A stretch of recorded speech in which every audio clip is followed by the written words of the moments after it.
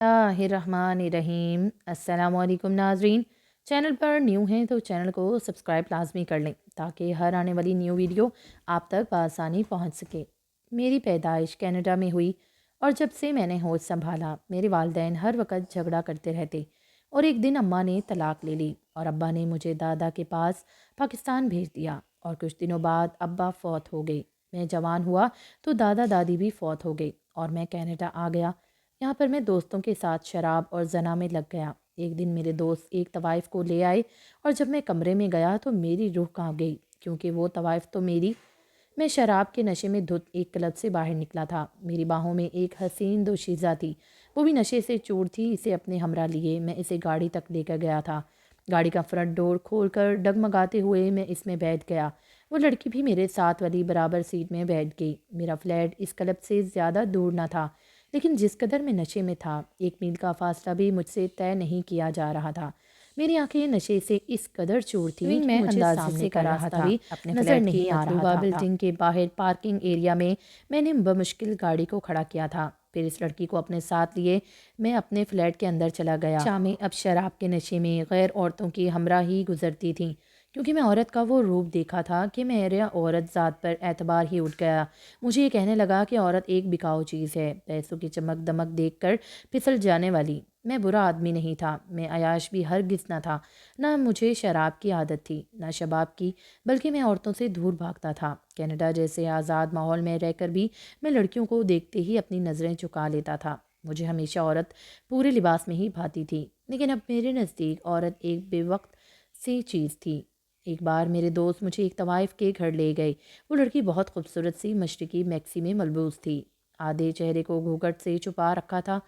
लेकिन जब इसने गज़ल गानी शुरू की, इसकी आवाज़ में मेरे होश व हवास छीन लिए थे। मुझे लगा कि ये आवाज़ मैंने पहले कहीं सुनी है। इसकी आवाज़ मेरे लिए बिल्कुल भी अनजान न थी। बस याद नहीं आ रहा था कि मैंने इसकी आवाज़ सुनी कहाँ है। मेरा दिल धक से रह गया था। जी चाहा कि सामने लड़की के पास जाकर इसका घूंघट उठा उलट दूँ, लेकिन जिस महफिल में हम बैठे थे ये बात वहाँ के अदब के ख़िलाफ़ थी। इस लड़की ने ढोल की थाप और हारमोनियम पर जब रक़्स शुरू किया तो सबके होश उड़ने लगे थे। इसका चस्त लिबास, खूबसूरत वजूद, सफ़ेद रंग के हाथों पाँव देखकर इसके छुपे चेहरे की दिलचस्पी और भी बढ़ाने लगी थी। वहाँ मौजूद मेरे दोस्तों की हवस शुदा नज़रें इसके हसीन वजूद पर टिकी वहीं थी।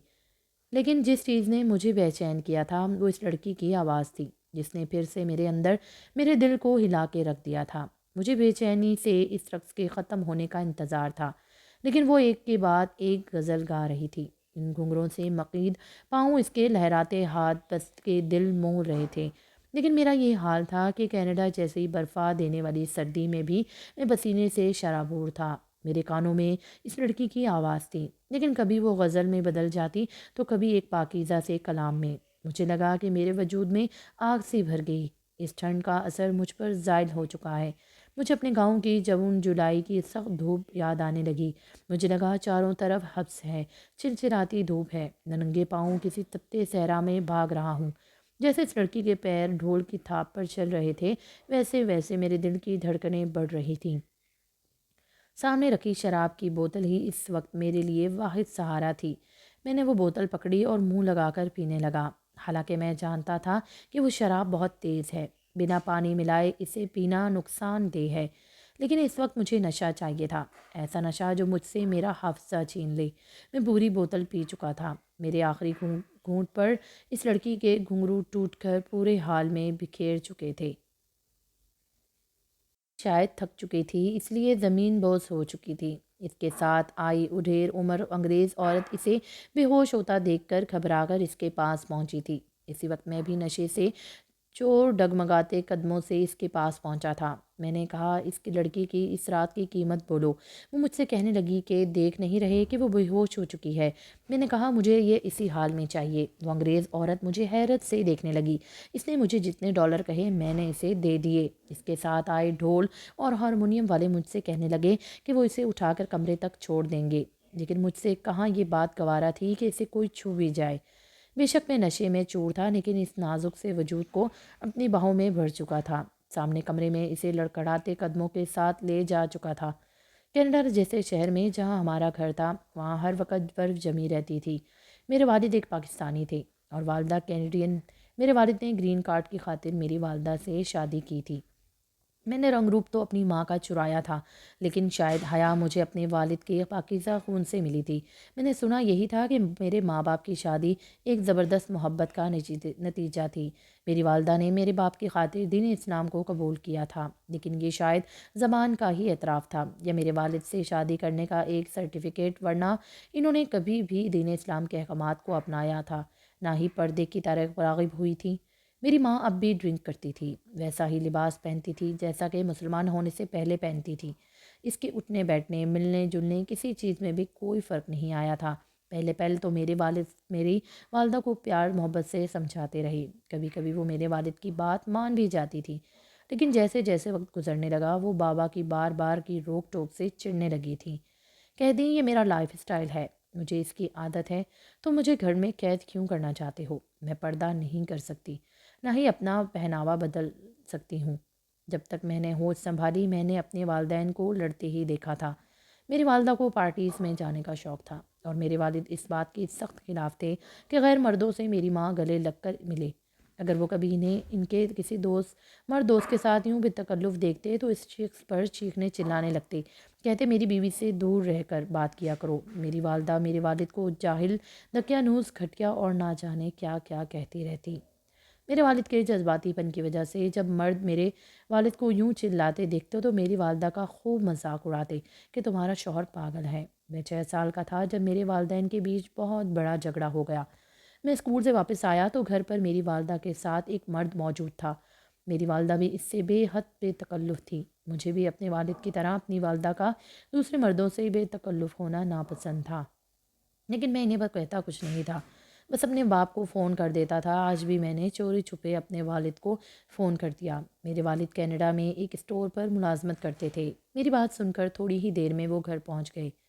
میری والدہ پر برسنے لگے۔ میری والدہ کا دوست گھر سے بھاگ گیا تھا۔ میری والدہ میرے والد کو مغلیات بکنے لگی، کہنے لگی کہ میں تمہارے ساتھ نہیں رہ سکتی، مجھے طلاق دو۔ غصے میں میرے والد نے بھی طلاق دے دی۔ میرے والد نے مجھے پاکستان واپس لے آ گئے۔ میرے والد صاحب پاکستان کے ایک گاؤں میں رہتے تھے اور میرے دادا وہاں کے امام مسجد تھے۔ میری دادی کے پاس قرآن پاک پڑھنے کے لیے بچیاں آتی تھیں۔ جب میں گاؤں پہنچا تو دیکھ کر حیران رہ گیا۔ وہاں کا ماحول میرے گھر سے یکسر مختلف تھا۔ میرے دادا کا بہت بڑا گھر تھا، میرے چچا چچیاں بھی ان کے ساتھ رہتے تھے۔ سب خواتین کے سروں پر ہر وقت دوپٹہ رہتا تھا اور وہ اپنے مردوں کے سامنے نہ تو نظریں اٹھاتی تھیں نہ ہی زبان چلاتی تھیں۔ جب میرے دادا کو یہ معلوم ہوا کہ مجھے تو نہ نماز آتی ہے اور نہ ہی کلام پاک، انہوں نے میری خود تربیت کرنا شروع کی۔ میری دادی بہت ہی دھیمے مزاج کی پیار کرنے والی خاتون تھیں۔ میرے والد ہر وقت چپ چپ رہنے لگے تھے۔ میری دادی ان سے کہتی ہیں کہ وہ دوسری شادی کر لیں، اپنا گھر بسا لیں، لیکن وہ کہتے ہیں کہ انہیں اب بھی میری ماں سے محبت ہے، وہ کبھی بھی کسی دوسری عورت کو اپنی زندگی میں نہیں لا سکتے تھے۔ میرے 2 چچا چچیاں تھیں، دونوں کے ہی 3 بچے تھے، لیکن عام شکل و صورت کے مالک تھے۔ میری دادی روزانہ بچیوں کو قرآن پاک پڑھاتی تھی۔ ان میں سے مجھے ایک لڑکی بہت اچھی لگنے لگی، وہ بے حد خوبصورت تھی۔ میں نے 6 سال جس ماحول میں تربیت پائی تھی وہ سب کچھ تھا، لیکن شرم و حیا نہ تھی، اور جس ماحول میں آیا تھا یہاں سب کی آنکھوں میں حیا تھی۔ میں شلوار قمیض پہننے لگا تھا، کلام پاک پڑھنے لگا تھا۔ مجھے 1 سال لگ گیا نماز اور ابتدائی سپارے پڑھنے میں، کیونکہ میرا لہجہ انگریزوں جیسا تھا اور میں بات بھی انگریزی میں ہی کرتا تھا۔ گاؤں کے بچے مجھے بار بار آ کر دیکھتے تھے جیسے میں کوئی اور مخلوق ہوں، کیونکہ میرا رنگ اور روپ میری ماں جیسا تھا، سفید دھدیا رنگ، براؤن بال، کھلتی براؤن آنکھیں۔ مجھے دیکھ کر کوئی یہ نہیں کہہ سکتا تھا کہ میں ایک مسلمان باپ کا بیٹا ہوں۔ میں بالکل انگریزوں جیسا دکھتا تھا، اس لیے گاؤں میں سب کی دلچسپی کا باعث تھا۔ میرے کزن مجھ سے اس لیے بھی بے تکلف نہیں ہو پا رہے تھے کیونکہ مجھے اردو نہیں آتی تھی اور وہ انگریزی نہیں جانتے تھے، لیکن 1 سال بعد میں کافی حد تک اردو کو سمجھنے لگ گیا تھا۔ جب بھی بچیاں میری دادی کے پاس کلام پاک پڑھنے آتی میں بھی ایک کونے میں بیٹھ جاتا اور اس لڑکی کو دیکھتا رہتا جس کی آواز نے پہلی ہی باری میں میرے اندر کی دنیا کو بدلنا شروع کر دیا تھا۔ وہ میری ہم عمر تھی، بڑی خوش لانی سے کلام پاک پڑھتی تھی۔ اس کی آواز میں نہ جانے کیا تھا کہ وہ جب کلام پڑھتی میرا دل بے چین سا ہونے لگتا تھا۔ جتنی اس کی صورت پیاری تھی اتنی ہی اس کی آواز بے حد سریلی تھی۔ پہلے پہل تو اس کی آواز میں سورہ رحمان سن کر میرے قدم ہی تھم گئے تھے۔ وہ چھوٹی سی تھی لیکن بڑی ہی होशलहानी से आंखें बंद किए सूरह रहमान ज़बानी पढ़ रही थी। मैं किसी काम से बाहर जा रहा था, लेकिन मेरे पैर वहीं थम गए थे। मैंने पलटकर इसे देखा था और शायद पत्थर का हो गया था। जब तक कि इसने आखिरी आयत नहीं पढ़ ली, मैं एक टुक इसी को देखता रहा था। फिर तो मेरा इस वक्त कहीं भी जी नहीं लगता था। जब बच्ची मेरी दादी के पास कलाम पाक पढ़ने आती थी, मैं इसके बारे में कुछ भी नहीं जानता था, सिवाय इसके कि वो अल्लाह के कलाम को नहायत खूबसूरती से पढ़ती है। जैसे जैसे वक्त गुजरने लगा, मेरे दिल में वो लड़की घर करने लगी थी। दूसरी जानिब मेरे वालिद अब बहुत बीमार रहने लगे थे। मुझे से अक्सर वो कहते हैं कि औरत की मोहब्बत का रोग बड़ा जानलेवा होता है।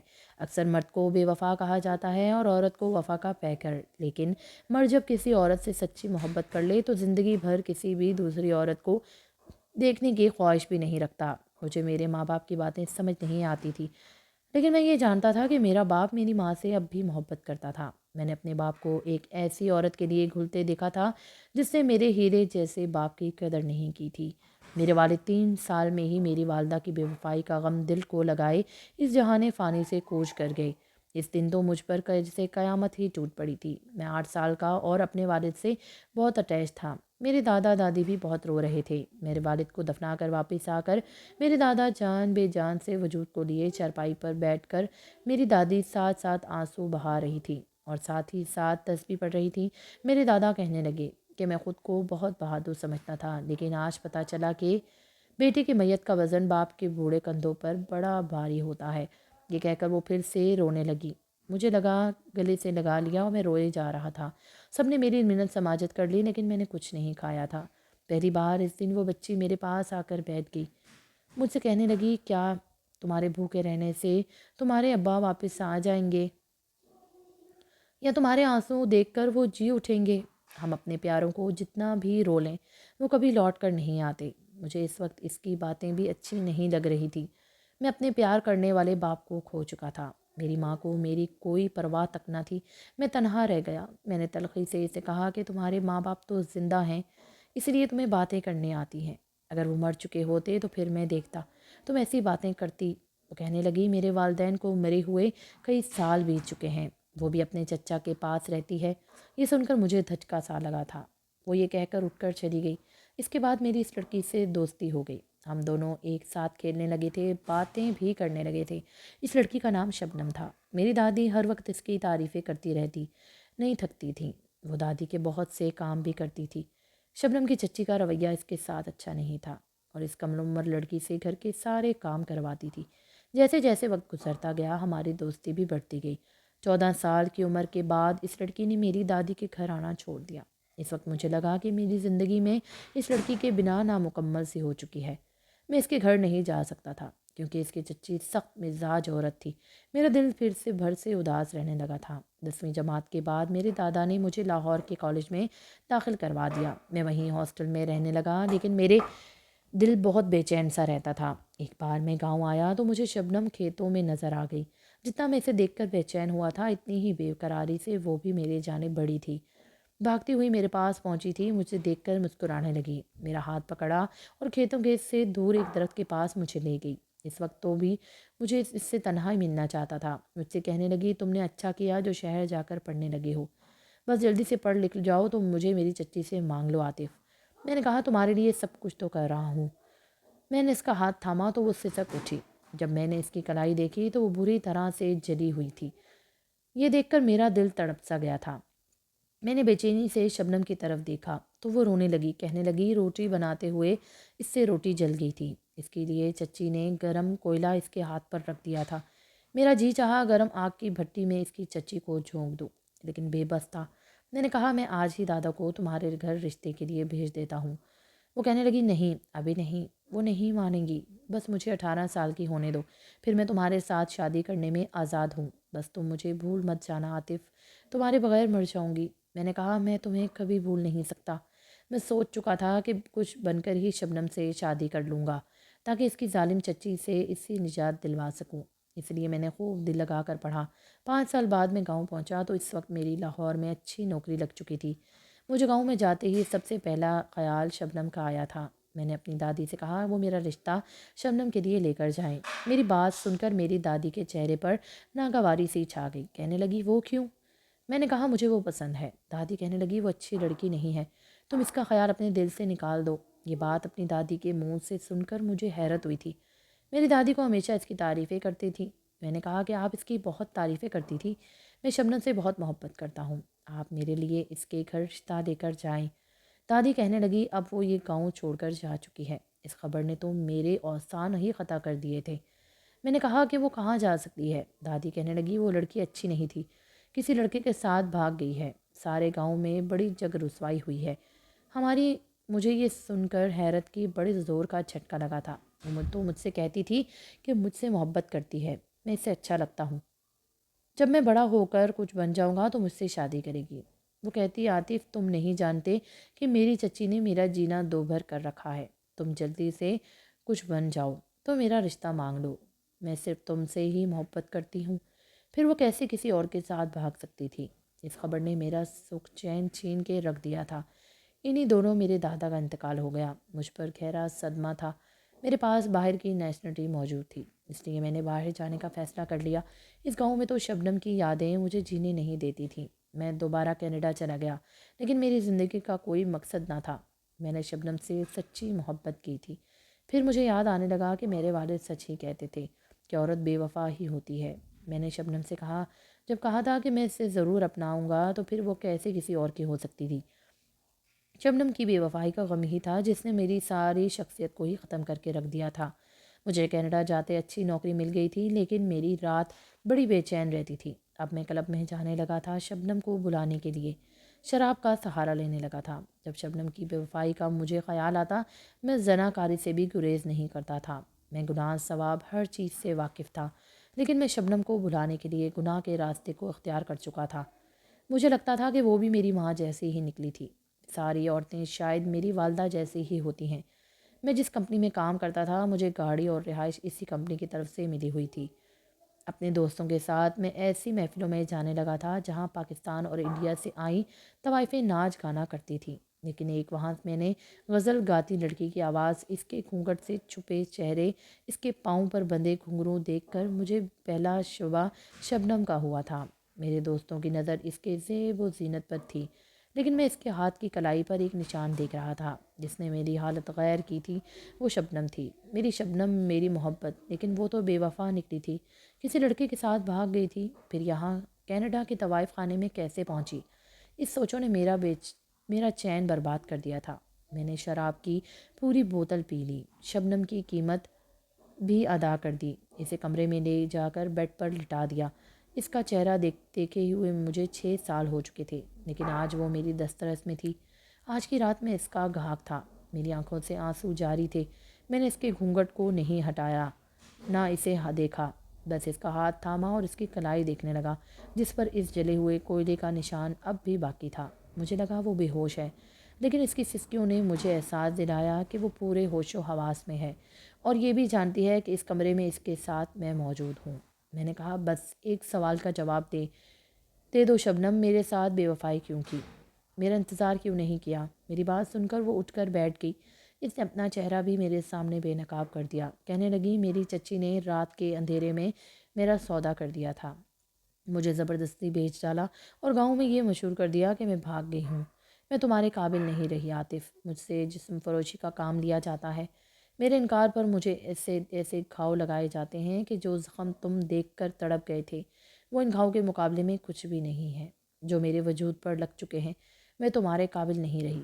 میں اسے وہیں چھوڑ کر واپس چلا گیا، گاؤں فون کر کے اپنے چچا سے اپنی وراثت کا حصہ مانگا اور اس رقم سے شبنم کو ہمیشہ کے لیے خرید لیا۔ اب وہ میری بیوی ہے، میرے لیے اتنی ہی قابل عزت ہے جتنی کہ پہلے تھی۔ ہم دونوں نے گناہوں کا راستہ چھوڑ دیا تھا کیونکہ شبنم وہ گناہ مجبوراً کر رہی تھی اور میں اس کی یاد میں غلط راہ پر چل نکلا تھا، لیکن جب اپنے گناہوں سے رو رو کر توبہ کرتا تھا۔ میری صبح شبنم کی تلاوت پر ہوتی ہے اور وہ بے وفا نہیں تھی۔ ہر عورت میری ماں کی طرح بے وفا نہیں ہوتی، یہ بات میں اچھی طرح سے سمجھ چکا تھا۔